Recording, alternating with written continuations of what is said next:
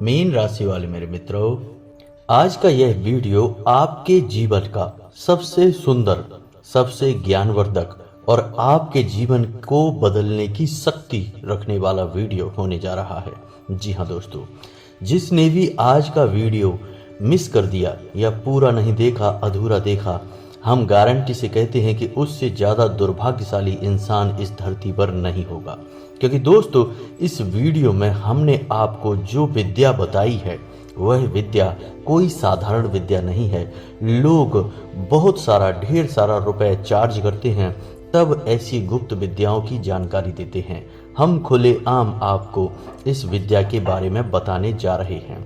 जी हाँ दोस्तों, यदि आपके जीवन में किसी प्रकार की समस्या चल रही है, नौकरी नहीं लग पा रही है, विवाह में देरी हो रही है, घर में कलेश रहता है, जीवन में सुख शांति गायब हो चुकी है, रुपए पैसे की तंगी है, व्यापार नहीं चल पा रहा है, कहने का मतलब किसी भी प्रकार की समस्या हो, कोई भी दिक्कत हो, हर एक समस्या का समाधान आज के इस वीडियो में आपको मिलने जा रहा है। जी हाँ दोस्तों, अब आपके मन में यह प्रश्न उठ रहा होगा कि ऐसी कौन सी रामबाण औषधि हम देने जा रहे हैं और इतना बड़ा दावा हम आखिर कर कैसे रहे हैं। तो दोस्तों, हम केवल हवाबाजी वाली बातें नहीं कर रहे हैं, हम आपको इस वीडियो में अपनी कही हुई बातों का संपूर्ण प्रमाण भी देंगे और यह साबित करके बताएंगे कि हम जो कह रहे हैं वह केवल बातें नहीं है, वह एक गुप्त ज्ञान है जो हर इंसान को ऐसे नहीं प्राप्त हो जाता। तो दोस्तों, आपको केवल वीडियो पूरा देखना है, शुरू से लेकर अंत तक वीडियो में बताई गई हर एक बात को अच्छी तरह से समझना है। और इस वीडियो में हम आपको कुछ ऐसी साधना के बारे में बताने जा रहे हैं जिससे स्वयं हनुमान जी मानव रूप में आकर आपकी मदद करेंगे। जी हाँ दोस्तों, आपकी जीवन की किसी भी समस्या का समाधान करेंगे। फिर चाहे आपके ऊपर पितृदोष हो, ग्रह दोष हो, वास्तु दोष हो, किसी भी प्रकार की प्रेत बाधा, भूत बाधा हो, हर एक दोष का समापन हो जाएगा। क्योंकि दोस्तों, इस संसार में हनुमान जी से बड़ी कोई भी महाशक्ति जीवित अवस्था में नहीं है। जी हाँ दोस्तों, हनुमान जी एकमात्र ऐसे देवता हैं जिन्हें जीवित अवस्था में माना जाता है, यानी वो आज भी इस धरती पर निवास करते हैं, 8 चिरंजीवियों में शामिल हैं। जी हाँ दोस्तों, तो हनुमान जी एक तो बल और बुद्धि के दाता हैं, महाशक्तिशाली देवता हैं। स्वयं प्रभु श्री राम भी हनुमान जी का गुणगान करते नहीं थकते हैं। जी हाँ दोस्तों, तो ऐसे महाशक्तिशाली, महादयालु, मंगलदायक देवता जब इस धरती पर स्वयं विराजमान हो रहे हैं तो हम फिर अपनी मनोकामनाएं, अपनी जीवन की छोटी छोटी लालसाएं और इच्छाएं पूर्ति के लिए इधर उधर क्यों भागें। हम हनुमान जी को ही प्रसन्न कर लेते हैं और उनसे ही अपनी मनोकामनाएं पूर्ण करवा लेते हैं। जी हाँ दोस्तों, लेकिन याद रखें कि आप अपने मन में जो भी संकल्प लें, यानी कि इस साधना को शुरू करने से पहले आपको अपने मन में एक विशेष जो मनोकामना है वह निश्चित करनी होगी। जी हाँ दोस्तों, कुछ इस साधना को करने की विधियां हैं, तौर तरीके हैं, संपूर्ण जानकारी बताएंगे आपको। इस साधना के बारे में हर एक बात पूरे विस्तार के साथ बताई जाएगी। और फिर भी यदि आपके मन में कोई प्रश्न रह जाता है तो आप निसंकोच कमेंट करके पूछें। आप इस साधना को करें। साधना बहुत सरल है दोस्तों, इतनी कठिन नहीं है, आप इसे आसानी से कर पाएंगे और इस साधना के पूर्ण होने से पहले पहले आपकी मनोकामना पूर्ण हो जाएगी। लेकिन आपको एक बात का ध्यान रखना होगा दोस्तों कि आपकी मनोकामना न्याय संगत होनी चाहिए, सात्विक होनी चाहिए और वास्तविक होनी चाहिए। यानी आप ऐसी मनोकामना नहीं कर सकते कि आपको साधना पूर्ण होने से पहले पहले करोड़ों रुपए मिल जाएं या फिर आपको बहुत बड़ा एक बंगला मिल जाए जिसकी कीमत 10-20 करोड़ हो। आप समझ रहे हैं ना दोस्तों हम आपसे क्या कहना चाह रहे हैं। यानी आप एक प्रैक्टिकल इमेजिनेशन, यानी कि वास्तविक मनोधारणा लेकर चलेंगे, तभी आपकी मनोकामना पूर्ण हो पाएगी। जैसे कि आपकी नौकरी नहीं लग पा रही है तो आप मनोकामना बनाएं कि हमारी नौकरी लग जाए। विवाह में देरी है तो मनोकामना बनाएं कि विवाह जल्द से जल्द हो जाए। और इसी प्रकार किसी अन्य समस्या में आप उलझे हुए हैं तो बस आप उससे मुक्ति के लिए अपने मन में विचार बनाएं। और हम गारंटी देते हैं कि आप इस साधना को पूर्ण नहीं कर पाएंगे उससे पहले ही आपकी मनोकामना पूर्ण हो जाएगी, या फिर कुछ ऐसे पुख्ता प्रमाणिक संकेत आपको मिल जाएंगे जिनसे आपको यह विश्वास हो जाएगा कि अब आपकी मनोकामना पूर्ण होने जा रही है। जी हाँ दोस्तों, तो चलिए वीडियो की शुरुआत करते हैं। आज का वीडियो बहुत ही खास है दोस्तों।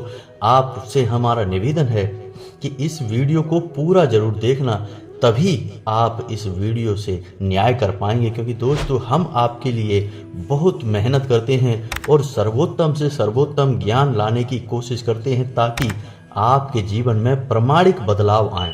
सैकड़ों हजारों लोगों के जीवन में बदलाव आ चुके हैं इन विधियों का प्रयोग करके। आपके जीवन में भी निश्चित तौर पर बदलाव आएगा, लेकिन इसके लिए आपको हम पर भरोसा करना होगा, अपने आप पर भरोसा करना होगा और अपने इष्ट अपने देवता पर भी भरोसा करना होगा। यह सबसे आवश्यक है दोस्तों। तो चलिए दोस्तों वीडियो की शुरुआत करते हैं, लेकिन इससे पहले आपसे वही एक हमारा निवेदन है जो इस बार भी रहेगा कि कमेंट में पूरे भक्ति भाव के साथ जय मां भद्रकाली लिखना ना भूलें। माता का सीधा आशीर्वाद आपको प्राप्त होगा। और जय श्री राम भी अवश्य लिखें, क्योंकि यह वीडियो प्रभु श्री राम और हनुमान जी को समर्पित रहेगा। तो इसलिए आपको कमेंट में जय श्री राम भी लिखना है ताकि हनुमान जी की कृपा दृष्टि आपके ऊपर आ जाए, प्रभु श्री राम की कृपा दृष्टि आपके ऊपर आ जाए। तो चलिए दोस्तों वीडियो की शुरुआत करते हैं। दोस्तों हम जानते हैं कि आपके जीवन में बहुत परेशानियां चल रही हैं, बहुत सारे कष्ट हैं। कुछ लोगों के जीवन में तो सिर्फ अंधकार ही अंधकार बाकी रह गया है, लेकिन दोस्तों अंधकार में भी प्रकाश की किरण कहीं ना कहीं भगवान जरूर छोड़ देते हैं। बस देरी है तो हमें आंखें खोलकर पूरे भक्तिभाव से प्रभु को ध्यान करते हुए उस किरण की तलाश करनी है। तो शायद आज का यह वीडियो और इसमें बताया गया उपाय और साधना वही प्रकाश की छोटी सी किरण है जो आपको अंधकार से प्रकाश की ओर लेकर जाएगी। दोस्तों हम जानते हैं कि आपने अपने जीवन से कष्टों की मुक्ति के लिए कई प्रकार के उपाय किए हैं, कई सारे YouTube पर वीडियोज भी देखे हैं, कुछ गुरुओं की बातें सुनकर छोटे मोटे उपाय भी करे हैं, लेकिन कोई ज़्यादा बदलाव आपके जीवन में आया नहीं है। ऐसा इसलिए होता है दोस्तों क्योंकि कभी कभी तो उपाय ही पूर्ण रूप से बतलाए नहीं जाते हैं, आधे अधूरे उपाय बतलाए जाते हैं, और कभी कभी उपाय तर्क संगत न्याय संगत नहीं होते, यानी शास्त्रों से निकाले गए नहीं होते, मन से बनाए हुए उपाय होते हैं।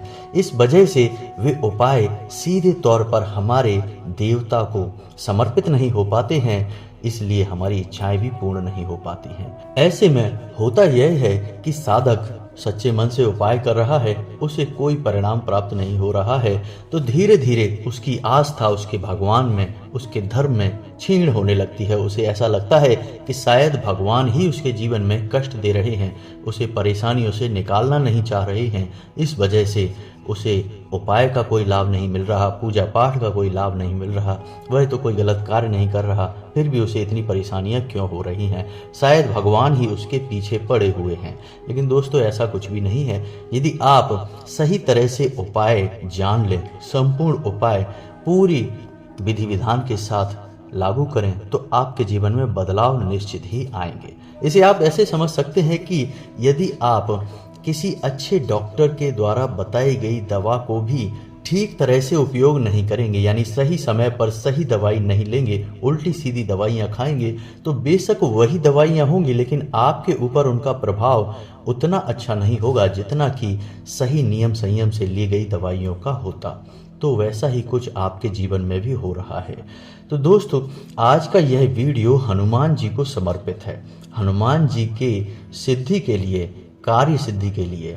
सिद्धि तो बहुत बड़ी चीज होती है दोस्तों, इतना साधारण नहीं है कि हनुमान जी को सिद्ध कर लिया जाए, लेकिन हनुमान जी से कार्य सिद्धि करवाना बहुत आसान है, क्योंकि हनुमान जी बहुत दयालु देवता हैं। भगवान भोलेनाथ के बाद यदि कोई सबसे पहले प्रसन्न होता है तो वह स्वयं हनुमान जी ही हैं, और हनुमान जी तो हैं ही शंकर सुवन, यानी कि शंकर के पुत्र, उन्हें शंकर का ही स्वरूप माना जाता है। इसीलिए हनुमान जी बहुत जल्दी प्रसन्न हो जाते हैं। तो हनुमान जी का यदि कोई उपाय पूरे विधि विधान से कर लिया जाए तो हनुमान जी बड़ी जल्दी ही कार्य सिद्धि करवा देते हैं। तो अब आपको वीडियो में बताई गई हर बात को ध्यान से समझना है। दोस्तों, सबसे पहले हम बात करेंगे इस उपाय को करने की कुछ सावधानियों के बारे में। जी हाँ दोस्तों, यह उपाय 21 दिनों तक चलने वाला है और इन 21 दिनों में आपको पूर्ण रूप से सात्विक जीवन को अपनाना है। यानी कि आपको सबसे पहला काम जो कि आप अक्सर करते रहते हैं और वह है क्रोध, यानी आपको क्रोध नहीं करना है, किसी पर भी गुस्सा नहीं होना है।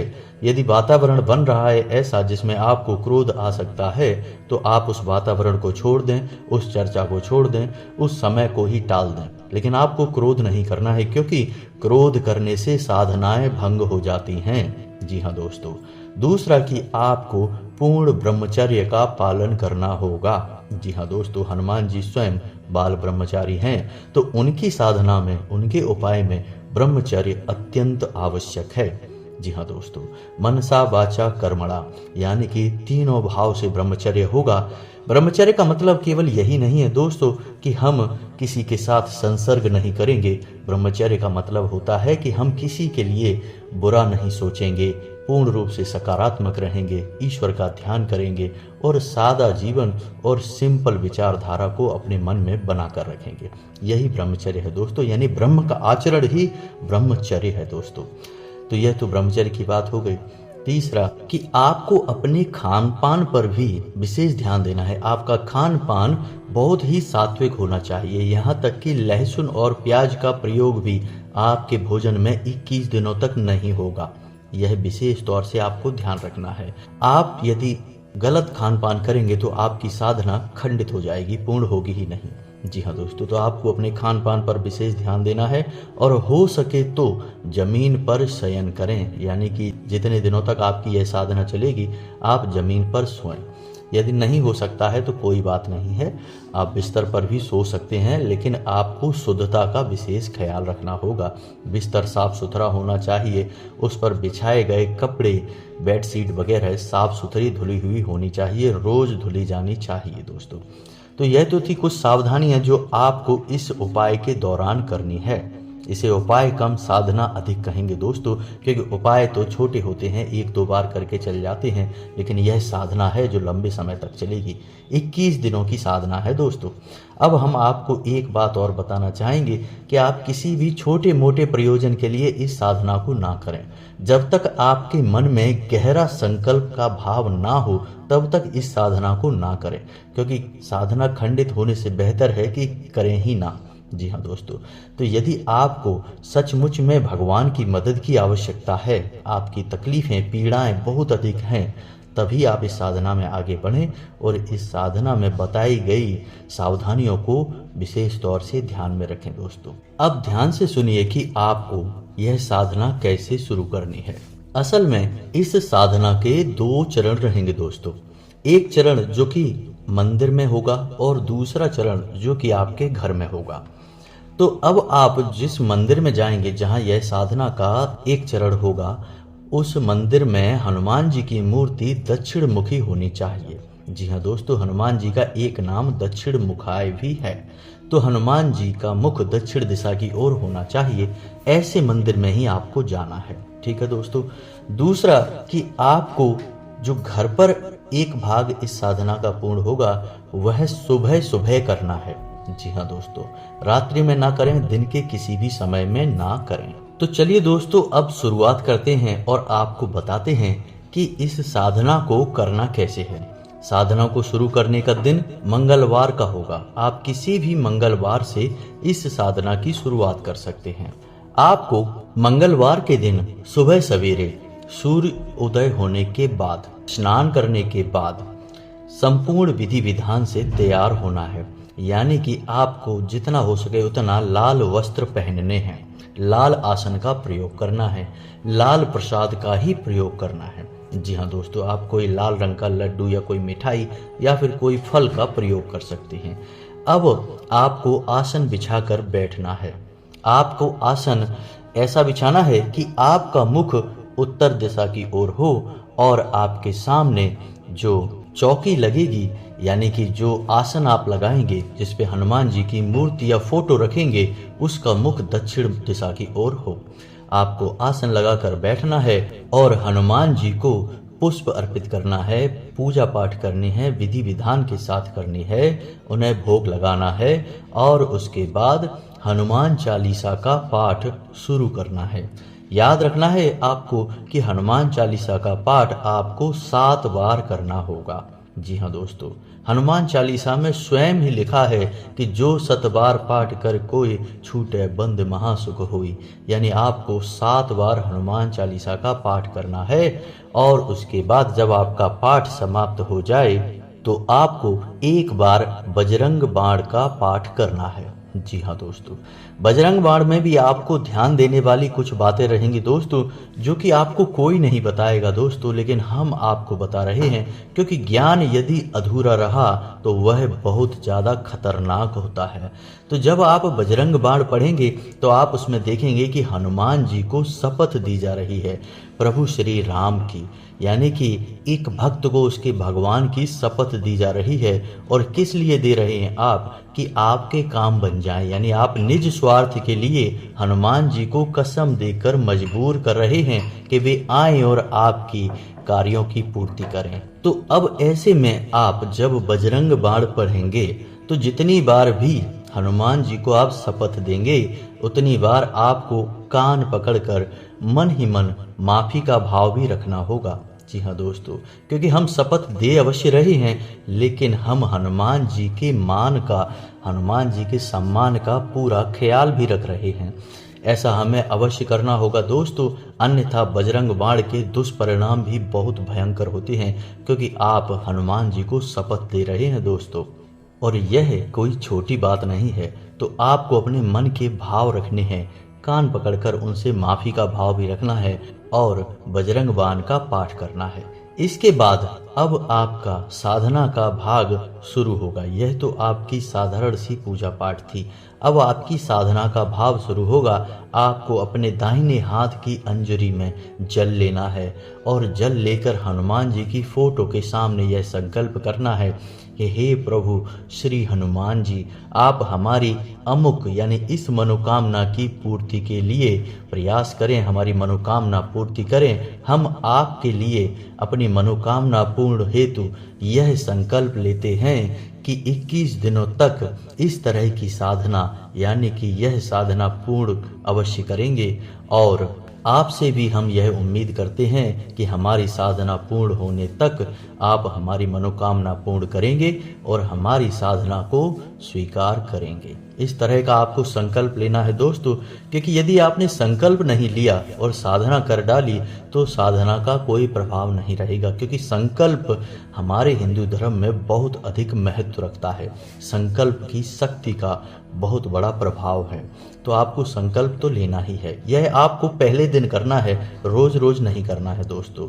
संकल्प लेकर आप दैवीय शक्ति को अपनी ओर आकर्षित करते हैं, जागृत करते हैं, ताकि आपकी ओर, आपकी साधना की ओर उस दैवी शक्ति का ध्यान बना रहे। अब इसके बाद आपकी घर की पूजा का भाग जो है वह समाप्त हो गया। अब आपको शाम का इंतजार करना है, यानी रात्रि के 9 बजे के आसपास आपको हनुमान जी के मंदिर में जाना है और वहां पर गाय के घी का एक दीपक जलाना है। अब आपको दीपक जलाते समय यह ध्यान रखना है कि दीपक आटे का बना होना चाहिए और आप उसे घर से बनाकर लेकर जाएंगे। जी हाँ दोस्तों, तो आपको वह दीपक जलाना है हनुमान जी के सामने। और याद रखना कि दीपक जलाते समय सावधानियां भी रखी जाती हैं दोस्तों। दीपक को ऐसे ही सीधे जमीन पर मत रख देना और किसी अन्य व्यक्ति के जलाए हुए दीपक से अपने दीपक को मत जलाना, और घर से ही दीपक जलाने की संपूर्ण व्यवस्थाएं लेकर जाना, यानी माचिस वगैरह मंदिर से मांगकर प्रयोग मत करना दोस्तों। माचिस अपने घर से लेकर जाना, लाइटर अपना घर से लेकर जाना, जैसे भी आप जलाना चाहते हैं दीपक, यानी अपनी संपूर्ण व्यवस्थाएं अपने घर से बनाकर जाना। तो आप पहले दिन जब जाएंगे तो एक दीपक जलाएंगे, ठीक है दोस्तों। इसके बाद जब आप दूसरे दिन जाएंगे तो आप आटे के 2 दीपक बनाकर ले जाएंगे और उस दीपक को जलाएंगे। यानी सुबह की साधना जो हमने अभी बताई है उसे आप रोज करेंगे नियम से और 21 दिनों तक करते रहेंगे। और उसके बाद शाम के समय आप दीपकों की संख्या एक एक करके बढ़ाते चले जाएंगे। जी हाँ दोस्तों, ऐसा कार्य आपको रोज करना है। यानी तीसरे दिन 3 दीपक, चौथे दिन 4 दीपक, 5वें दिन 5 दीपक। इसी प्रकार 11वें दिन 11 दीपक और 12वें दिन 10 दीपक और 13वें दिन 9 दीपक। समझ रहे हैं ना दोस्तों आप? ऐसे करते करते 21वें दिन फिर से एक दीपक रह जाएगा और वह आपकी साधना पूर्ण होने का दिन होगा।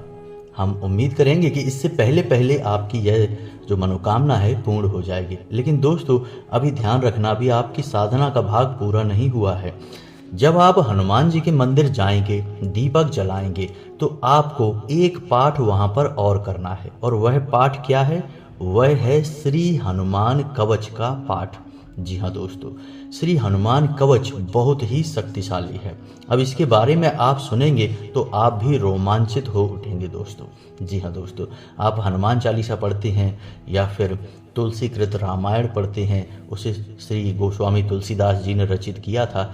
लेकिन यह हनुमान कवच आपको आश्चर्य होगा जानकर कि स्वयं प्रभु श्री राम ने रचित किया था। यानी उन्होंने स्वयं इसे लिखा था और गाया था। कब गाया था? जब प्रभु श्री राम का युद्ध रावण से होने जा रहा था, तब स्वयं प्रभु श्री राम ने हनुमान कवच का गायन किया था और लेखन किया था। तो अब आप समझो कि इस कवच की कितनी अधिक शक्ति है। यानी जिसे स्वयं प्रभु श्री राम ने लिखा हो, रचित किया हो, आपको उस कवच का पाठ करना है। अब आप समझिए कि हनुमान जी पर कितना अधिक इसका प्रभाव रहेगा। अब इसके नाम से ही आपको पता चल रहा है कि यह कवच है। यानी कि यह आपके आसपास तुरंत ऊर्जा का एक ऐसा क्षेत्र बना देगा कि भयंकर से भयंकर नकारात्मक शक्तियां भी होंगी, आपसे छिटक कर दूर भाग जाएंगी, कभी लौटकर वापस नहीं आएंगी दोस्तों, याद रखना है। तो आपको यह हनुमान कवच अपने दीपक जलाने की प्रक्रिया के बाद ठंडे मन से, शांत मन के साथ मंदिर में बैठकर पूरे भक्तिभाव के साथ करना है। जी हाँ दोस्तों, श्री हनुमान कवच का जब आप पाठ करेंगे तो उससे पहले श्री गणेशाय नमः 5 बार या 11 बार या 21 बार इस मंत्र का जाप भी कर लेना। उसके बाद हनुमान कवच को आप पाठन करेंगे। हनुमान कवच में आपको ध्यान इस बात का देना है कि यह कवच में जो शब्द प्रयोग किए गए हैं वे बहुत ही क्लिष्ट हैं, यानी कि कठिन हैं, संस्कृत के शब्द हैं दोस्तों। तो आपको उन शब्दों का उच्चारण बहुत ही ध्यान से करना है, गलती से भी गलत उच्चारण नहीं करना है। इस बात का आपको विशेष ध्यान रखना है।